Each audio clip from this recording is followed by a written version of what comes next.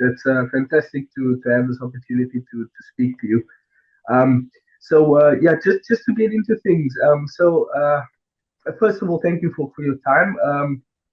And like I said, I just wanted to start with your tenure with Nigeria. And what was the reason behind your decision to leave the Super Eagles? Well, first of all, it was the head coach, Jose Peseiro, because I respect him a lot. We have more or less the same background. We played football in the lower divisions, and he studied in the same methodology as me. And I also started in the fourth division as a head coach. And during the COVID, I received an invitation to work in a third division club very next to my house. And because of COVID, all the championships were closed, and I was with a contract in a Cyprus First League, but they stopped the championship, so I decided to work in that club, and the things worked very well. So we grew, we were promoted. It is a very humble club, and the last coach who did that 30 years ago was Jose Peseiro. So it was funny, and Jose called me, and I told him, okay, I accept to work with you in this project of Nigeria, but only in this project because my career is as a head coach. The time that I used to learn as assistant coach is in the past. Now I'm just focused and sharing my knowledge and be with my teams. And of course, the second reason is the level of the players of Nigeria. We're talking about incredible players, high-level players, and I saw also opportunity to feel useful in that environment. So basically, it was for these two reasons: to represent and the quality of the players of Nigeria. And in of course you had a successful time with Nigeria, leading into the or part of the team that went to the AFCON final. But what was your decision to? What was the reason behind why you chose to leave? Well, I think the decision was we felt that our job was done there, as we felt that also the president and the Nigeria Federation was considering someone more local, or someone more from Africa, uh, and we felt that a little bit, and we felt also it was not fair for us to feel that because we did an amazing job and even with the best players of Africa, we struggled a little bit of things that happened during the preparation of the team. I'm quite sure right now the federation are better and they are trying to improve that things that we reported. But also we had some few invitations after the final, and it was the expectation of José Peseiro to move to a club. We also had some contacts and interviews with Algeria national team, some South America national teams, but but the main reason was the common feel that our job was done. You Okay. know, more of course from my side, I have that goal to be the head coach of Nigeria national team. That's a personal goal. Mm. You know, from the part of José Peseiro, and I understood totally his decision was to leave and focus a new project, and I respect totally that decision. But I told the president of Nigeria, of the federation, and all the staff and the players know that my goal is to be the head coach of Nigeria national team, Super Eagles, and try to win the AFCON. Because I see the quality. I know very well the players, and it's not difficult to win the AFCON with them. Yes, yes. In terms of you made that claim to take over as the head coach. Did they consider that for you? Did they consider you one of their options? Because yes, but I'm going to tell the story. Also, it was not exactly like this, but every place I worked as assistant coach, the clubs invited me to stay and become the head coach. You know, Okay. this situation, we're talking about a national team, and I never had an invitation of the federation. They know the intention. some agents contact me saying, can I talk with the president of Nigeria that you could be the head coach? I tell him, wait a little bit, let the things clear with Giuseppe Zero, with the head coach, because I'm very grateful for the opportunity to work. And I learn a lot with Giuseppe Zero. He's my friend nowadays, and I learn a lot with the experience of Nigeria. So I told them to wait a little bit. And then the federation decided for George Finidi and now with the current head coach. But I have a very good relationship with the Nigeria Federation, and most of all with the players. Okay. That's the most important thing. Okay. And just sticking with the Nigerian team, you mentioned the current situation. The their current World Cup qualifying campaign has not gone according to plan. What do you think has been the issue? What do you think's gone wrong this during this specific campaign? Well, we are not well. First of all, when we play, we don't play against kids. We play against professional players, and with the extra motivation that they are playing against Nigeria. We're talking about the last two best African players are from Nigeria, Victor and Ademola. So their attitude during 90 minutes is very hard. So now we talk about opponent. Talking about Nigeria, it's game per game. When you are working in a national team, you have one period for the national teams, and you can analyze that moment. Then you have 3 months after, you have another moment. Then you have 6 months after, you have another moment. So the moments are totally different. You cannot analyze a campaign. If you analyze the campaign of Nigeria, it's a mistake and it's not fair. You understand? Because you don't play always with the same player. The players, you don't control the shape, physical and tactical shape of the players, And to play as a team, you need to create habits. And with this gap during the months, during the FIFA moments, you lose a lot. You lose a lot of dynamics. You lose a lot of strategic. You lose a lot of team shape, as I used to say. So that's the thing. The last campaign, they had one important issue. Victor got injured, and when you have Victor in a very good shape, he got injured, and you lose the best striker in Africa, one of the best of the world. It's like for Portugal losing Cristiano Ronaldo. And if you Cristiano Ronaldo, even at 41 years old, if he's not playing, you feel it. You feel you miss something there. Nigeria suffered that. Tolu and Dessers. Dessers is a player that is always like this, but we saw in Dessers that his behavior in the club is always better than in the national team. Emotional situations, and it's totally understandable. It's totally cool, and we have to respect that. It depends of player to player. And from my perspective as a coach, the message that you have to share to the field with your system has to be a message of power. Okay. So, I think that the system and the players that are playing, but more the system, is not the correct system for Nigeria right now. Okay, and the dynamic has to be very offensive and strong reaction to the ball lost. That's the only thing you have to work during the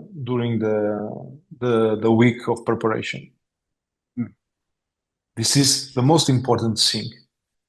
So when you are working with players with this level, you can ask the sky, you can ask the moon. I don't know if the expression in English made sense for you, but you can ask the impossible. So if you can ask that, you have to put the responsibility using the system to the players. You cannot share with them a system that you feel that, okay, we're going to play with this, but we want to be a little bit comfortable when in the defensive process. No, with these guys, you have to give permission for them to reach the higher level possible, putting responsibility. Okay? So, according to the behaviors, and the football action is a behavior action. Okay? So, how you manage the behavior? You make limits and strong guidelines for the players, or you react according to their actions. When you are not totally confident, the way I'm sharing to you, you believe that it's better to control before. And that I don't believe. I believe in the opposite. When you have quality, you control the actions, not you anticipate and create limits to the action. It's totally different. So in the national team, it's like this. You create like, guys, we have to show in the field our quality. We're going to prepare a system to win the game, to fight for all the balls, and to like eliminate totally the opposite actions, and you send this power, this confidence to the players, and then you react. You have to be strong in analyzing the first half. You have the half time to analyze and share with the players and make the actions again without fear. A national head coach cannot fear anything. If you fear anything in the national team, it's better if you don't accept the position, because when you go to represent the national team, you represent years of history, represent the actual citizens, and football, as we mentioned in the beginning, have this strong impact. So it's like, I love the position of a head coach because of this, because you represent a nation, A club, it's beautiful also, but a nation is a nation, So when we come back, I'm going to give you this small story. When we come back from the AFCON, the gratitude shared by the people we face in the mall, in the streets, were beautiful. Because they saw that. They saw that we were fighting, we were trying, even with injuries and players going home. Wilfred Ndidi got injured before come. I know his name. I don't talk with him so long.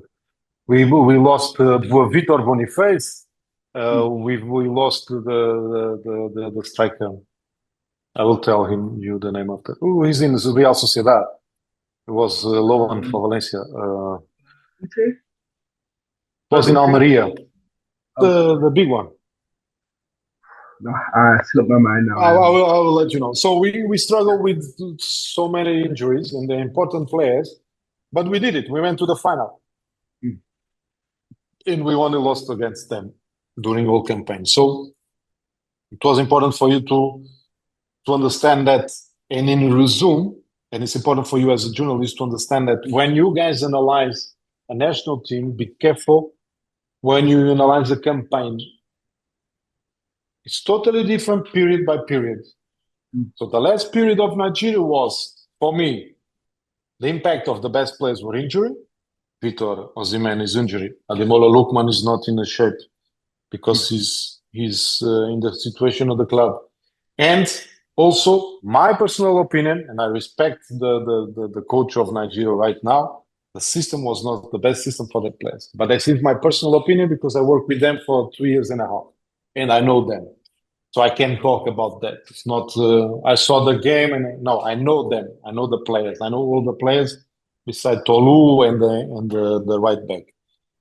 So I know all the players. So I can talk about that with confidence and most of the important thing with responsibility.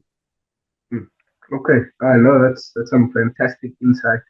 And just to close with Nigeria, would it be considered a disaster if they were to miss out on the World Cup next year?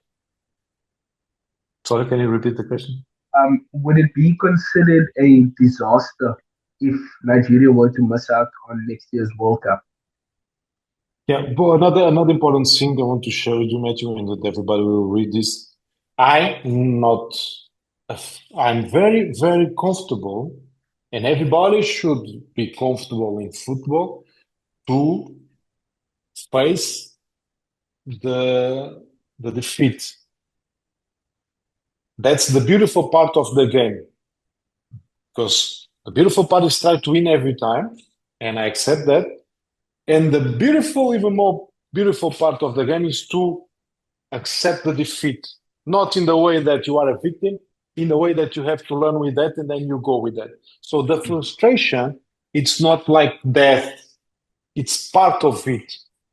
Mm. Okay. So if you start to understand this, your frustration is more about what is happening, why Mm. Nigeria is not in the World Cup, how we can improve that, and then everybody assume the responsibility.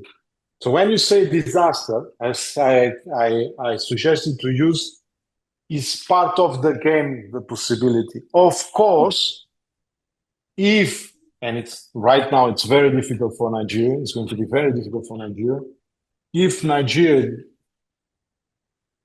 fail to be in the World Cup, it's going to be a very pity situation, because we as fans of Nigerian players of the country, not seeing players like Vitor, like Kong, like Olaina, like Zadu, like so many quality, amazing players in the World Cup. And we, fans of football, will lose that. But it's part of the game. I in my teams, normally I give 12, 24 hours to complain about the referee, about the defeat, about. After that, I want solutions. In my staff, when we lose a game, in the dressing room, the kit manager, the grass manager, if they come talking about the last game, my first question I ask after they start talking is, so what is your suggestion to improve? Mm. Because that's exactly what I want to see in the player also. I don't want a player that misses a goal and stay 5 minutes complaining and being sad and frustrated and aggressive with himself or complaining with the referee. No. A player like that is not a good player. It's not a player who's going to work with me. And then I'm going to work with that player for him to improve this capacity to manage the frustration. Mm. And this is the most important thing that we learn with the amazing players we still have in our football. Cristiano Ronaldo, Messi. They don't stay 5 minutes complaining about the bad action. They want another action to try again. You Mm. see that even more in Cristiano Ronaldo. He missed a penalty, he cries a little bit there, he wants again.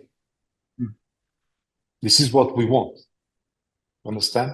So if Yeah. Nigeria loses the opportunity to be in the World Cup and it's going to be a pity, they have to analyze immediately what is happening. Why? Yeah. Okay. Okay. No. Thank you. And then just moving on to your managerial career now. I had read that you had rejected a move to coach in Iran earlier this year. Can you Yes. elaborate on that? It's very simple. Well, I like to work abroad, not only in Portugal. Normally, I look for clubs abroad, not in Portugal. Not because I don't like football in Portugal, but because I like to live abroad. I like to manage new cultures, know new culture. I love nature. I love society. I love persons. So when I come back for when we finish the Nigeria journey, and we decided we step there, and it was already decided before that I'm going to continue my career as a head coach. I received proposal from Iran, from Israel. Funny, huh? From Molt, from Kenya, from second league here in Portugal. And Iran, salary was good. The project was very good. I like that kind of project that everybody says is impossible. And then I like to go and try to show them that it's possible. But suddenly, when 5 days before I take the flight, I contact the embassy of Portugal and they told me it's better you don't come. We don't advise you to come. The situation is quite difficult here in the country, not the situation itself, but we are afraid that something happened.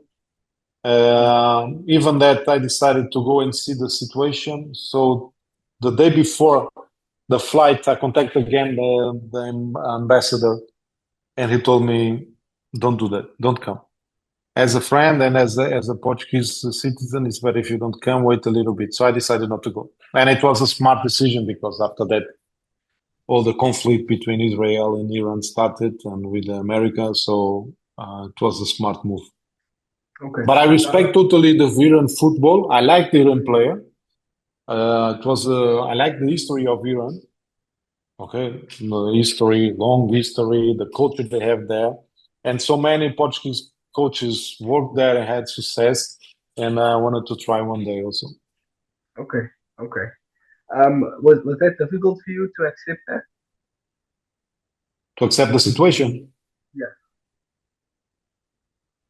Yeah, because I'm not a selfish person, and I have a self care, and but I'm not a selfish person, and all my decisions normally, when it is serious, I start sharing with my family, of course, and it has to be like a decision as a team, And I felt that if I moved to Iran, everybody was staying here in Portugal, afraid and concerned, and so I decided not to go. Okay. Okay. Um, you had mentioned at the beginning that there were some links to with Saudi, possibly managing in Saudi Arabia and managing in South Korea. Can you perhaps speak on those links? Which clubs were perhaps involved? I can't. Um, uh, uh, in South Korea, I can't because it's very fresh. Okay. But Al Ain, I don't remember the name. So many other clubs. Um, I went to Riyadh last year to have few meetings with some agents and some sport directors, and I was preparing already the move. Um, but I decided not to move until the project is exactly after Nigeria. I have to work in a project that keep me in the same level, Okay.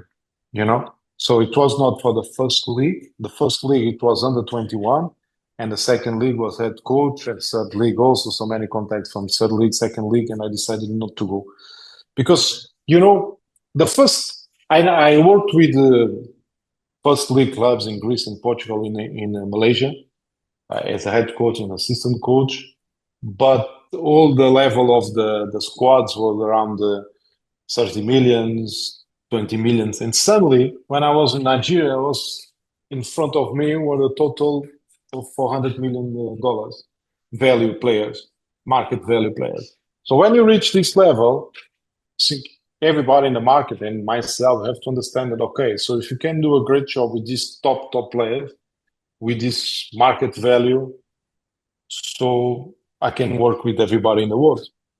Mm. So I have to be fair with myself. I have my knowledge, I have my experience, I have I study a lot the game, I know the perspective.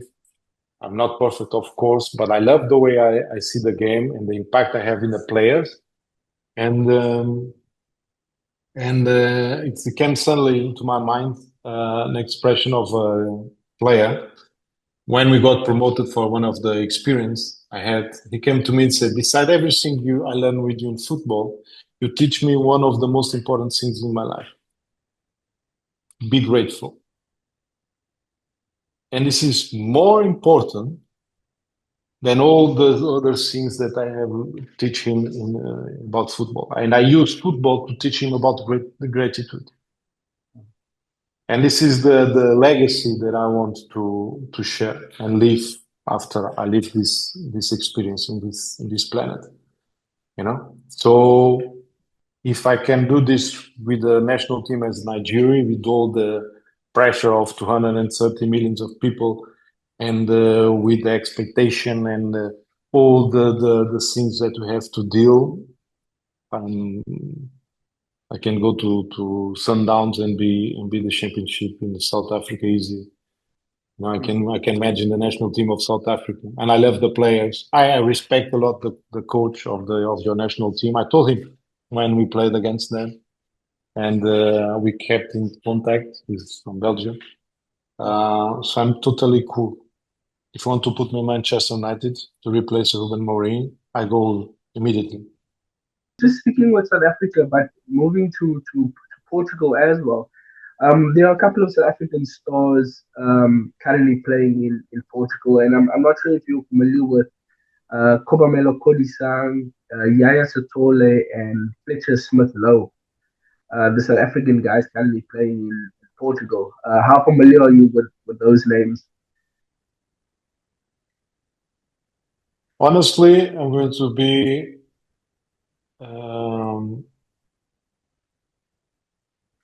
I don't want to be fair, but I'm a very straight person, an honest person. I don't.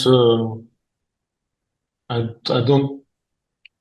I don't have any. I'm not a mean person, and when I share my opinions, it's opinion to because it's just my opinion, and I have to be responsible for that. I was expecting more from them, and I think Portugal could hire even more better players from South Africa. We have that capacity, you know. Yes. For example, the national team have so many talent players, and they should be, for example, in a league like Portugal Okay. and others in the and instead of going to Morocco, for example, or the national or the leagues, second leagues in France. I think the national team we have South Africa have good players for that, and I Are don't they? want to. It's better if better that I don't talk too much about the players. I don't want to be unfair right now. No, understandable. I think you've sort of said enough there. But are there any players in the current national team who you think uh, deserve an opportunity to be playing in Portugal, for instance? Mokoena, Mokoena, Okay, Tebout Mokoena. okay, Well, what he did against us and in the AFCON and the capacity he has to understand the area where he plays as a midfielder, a defensive midfielder. Easily he could play in the top 4 or 5 in Portugal. okay, Well, okay. for what I see him playing, he's Yes. strong. He's what 26, 27, 28 years old, something like that. And for example, that's one of the examples. And his market value is not high. Yes. And I don't know why you don't.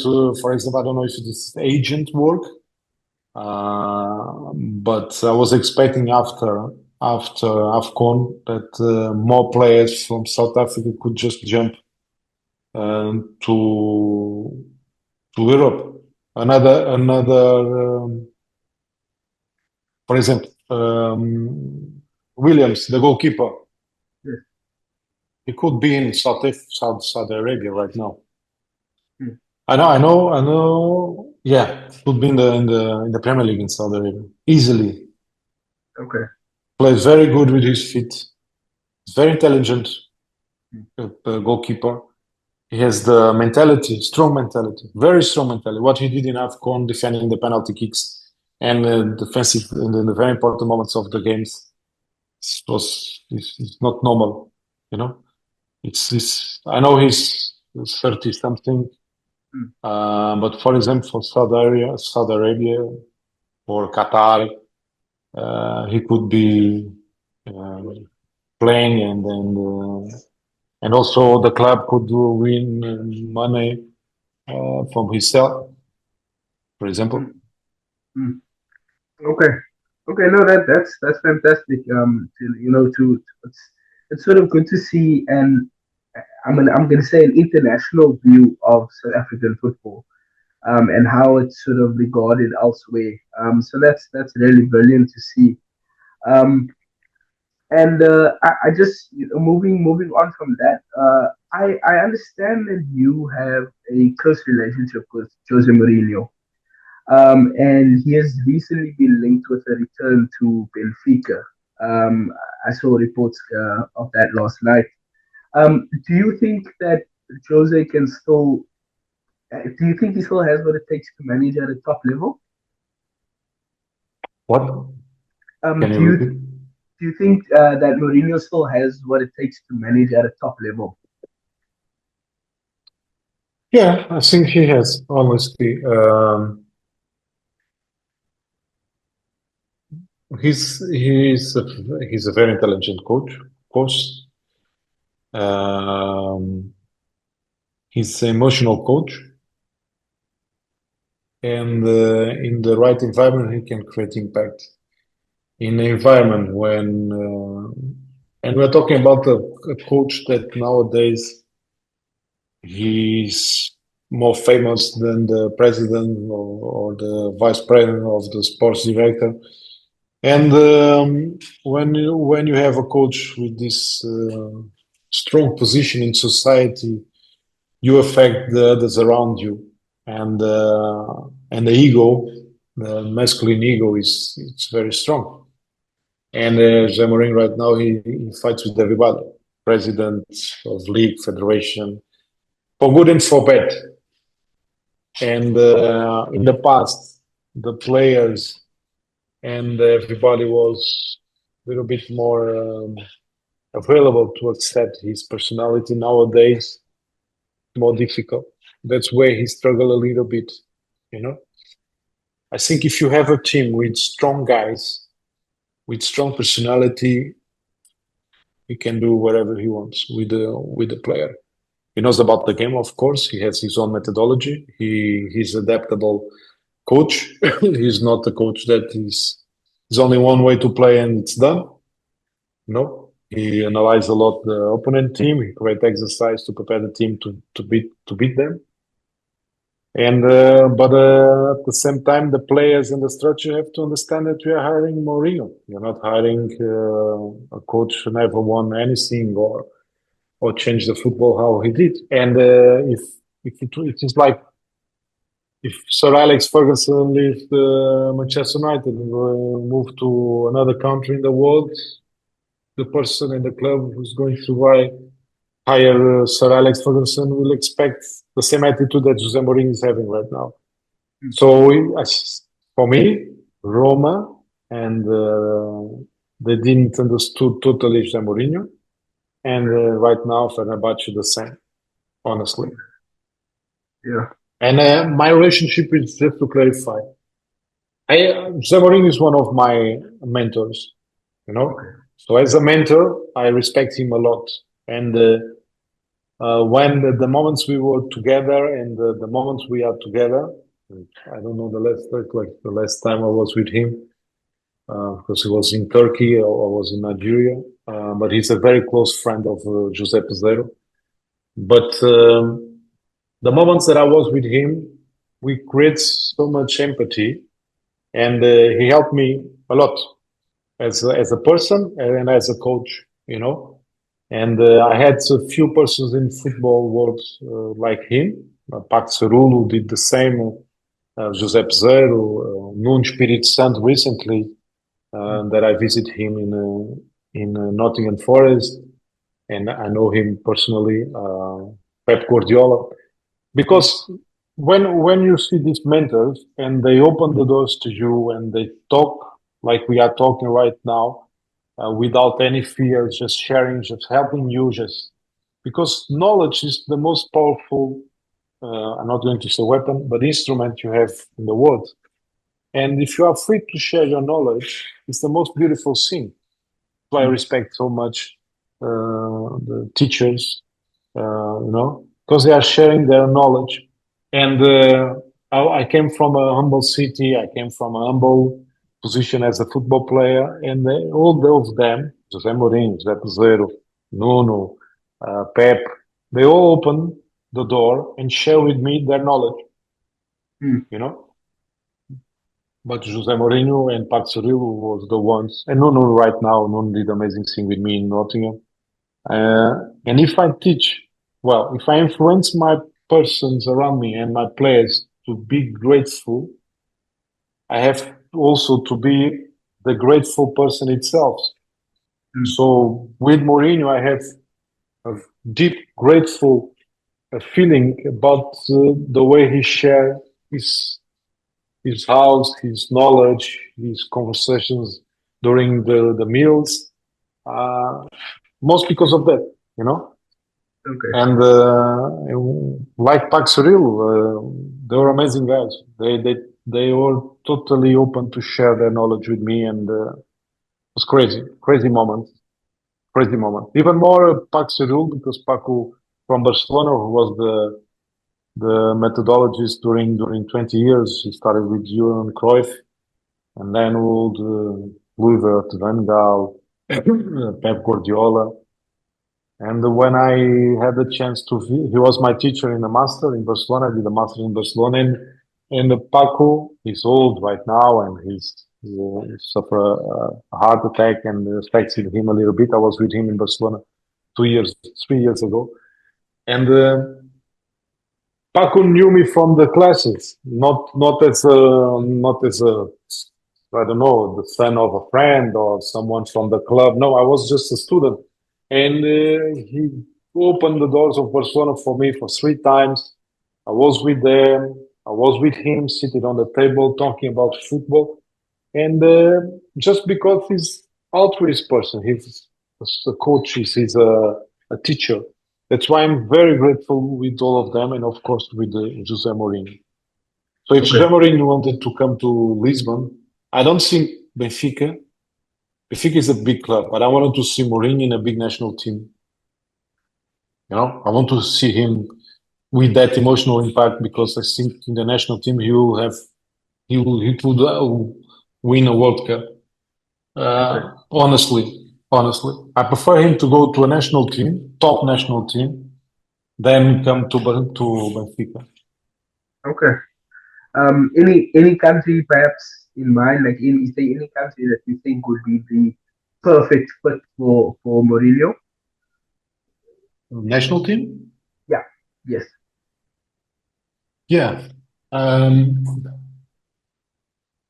Italian.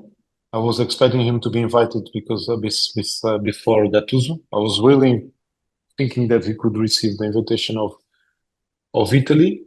Um, Brazil. I love to see him in Brazil. But honestly, of course, Portugal. But I will put first Portugal and second Italy. Okay. Okay. Italy.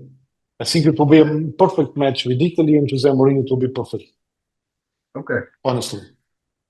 And now just you mentioned some really big names. Now of course Mourinho. You mentioned Louis van Gaal. Johan Cruyff, all legendary managers. And I understand that you also have or that you know Pep Guardiola as well. And critics have said that his tactics have perhaps become outdated. Do you agree with that? And do you think he still has what it takes to lead Manchester City back to the top of the Premier League? Well, I'm very happy that he's suffering this moment right now. He's struggling right now because he's the impact of the ecologic dynamic of the environment. What this means? It means that that's an adaptation of the system of the environment around you to your actions, and for good and for bad. So when you have good, like during so many years, Pep Guardiola affects us all. The way he plays, the system, the way the capacity of to attract the opponent, to use the free space, and of course, he doesn't play against nobody. He play against other coaches, other players. And nowadays we have smarter coaches, smarter players who understand the space because of him. Hmm. So I'm very happy that we are in this moment with Pep because his legacy the responsibility of this situation is because of his impact in the society. And this is beautiful because if you are a war man, the impact you have in the society is the war and fear impact. And then you see generations with fear and be available for war. And that's a bad, very bad impact in the society. When you are a coach and you impact the other coaches to play a smarter football, a better football, a football that impacts also the people that are watching the game. So this is your legacy. I'm going to give an example. When I was during the time with Pep Guardiola, I saw Pep Guardiola in City and in Barcelona. I didn't go to Bayern Munich, and we are watching the A team of under 18 against the B team, and the B team, of course, was struggling, but was with a strong because they are a generation after the generation of under 18. A, under 18B. So the under 18A was in the level higher, but the impact of the football of Barcelona was lower than the Barcelona B. Okay. You understand? Because they received more contents than the other team. So what we were seeing was the under 18 B team physically struggling with the 18, but was smarter and creating a lot of problems to the 18. What was the impact of this? Was showing that the B team and all the process was doing very well, but the impact of the 18, they wanted to play with the B team to grow up as a team. So nowadays, and we're talking about similar methodologies, nowadays a lot of teams play like Pep Guardiola was playing. So now I hope, and I really hope, this is a strong message for him, he's sitting his humble way in his table and analyze that, okay, I was the responsible for the situation we are facing right now. So I have to study it again deeply and create something even more different than he created in the past that can be again the coach who dominates football in the world. It's not easy. That's why he's not winning so much times like in the past. Other thing is, I think few players are there for too much time.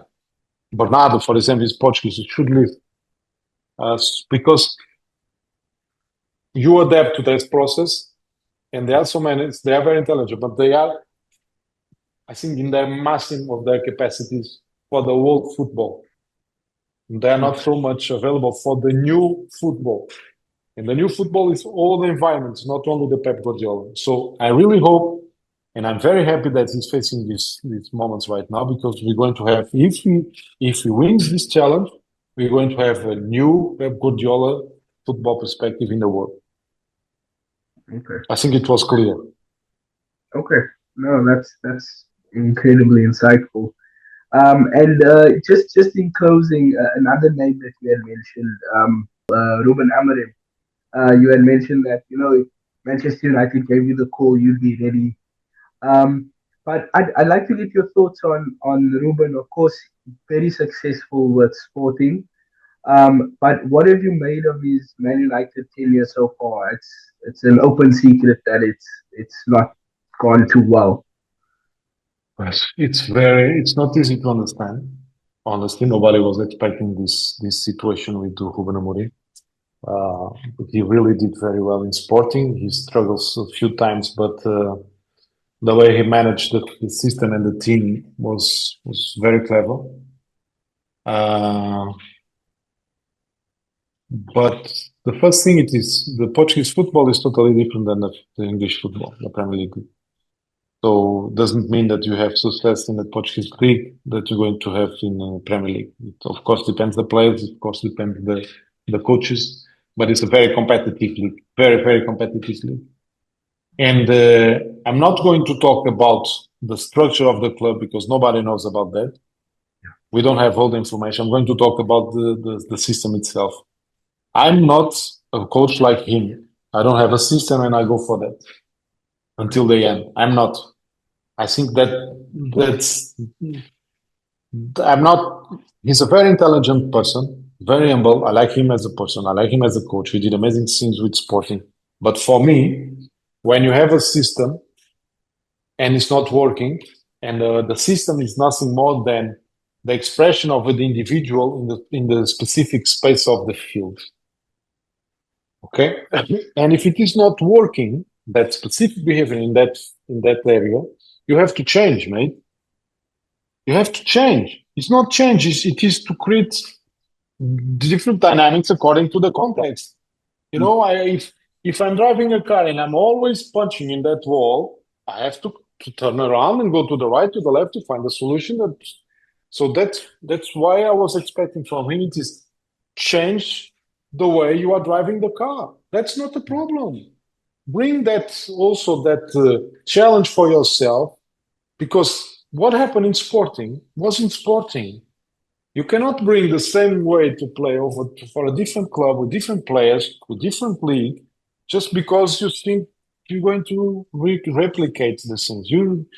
Even in a football game, you cannot make it in a football game if you make a task with 3 repetitions, 30 seconds, 10 seconds of rest. It's a mistake because that linear action is not going to happen. Never. Yeah. In a football, never. The circumstances changes totally. So during my process, we don't have like 3 repetitions of 30 seconds of 3 minutes of pause or no. We have a totally interaction, different stimulus, because the game is a complex intensity of stimulus for the player and for the system. So if you are just stuck in the 3-4-3, 3-4-3, or 3, whatever, two in the side and then the strike and then no, mate. And this is not about Rúben Amorim. It's not about the system. He cannot think about himself, and he's a little bit too ego right now, because it's not about I'm going to prove that I can play this way. No, mate, you have to win. The game is to win. I don't care if it is 4-4-2, 2-3-5, whatever. You have to win. And if you are winning, you have to change. Because that's our responsibility. You know? And he's ruining his career, or part of his career, because of this. You know? No, open. See the reality. The context is not working. Change the stimulus for the context and try another different thing.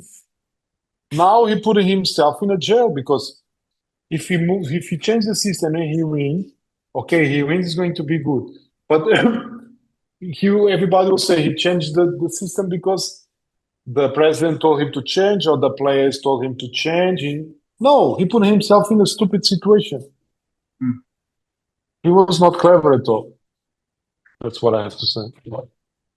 Oh, Acacio, that was it from me. Thank you so much for your time. I really enjoyed listening to your stories and to your insights. And I'd love to have another chat again a couple of months down the line, just to see where you are at. And yeah, just to gather more insights from you. It was fantastic. So Thank you. You're welcome, mate.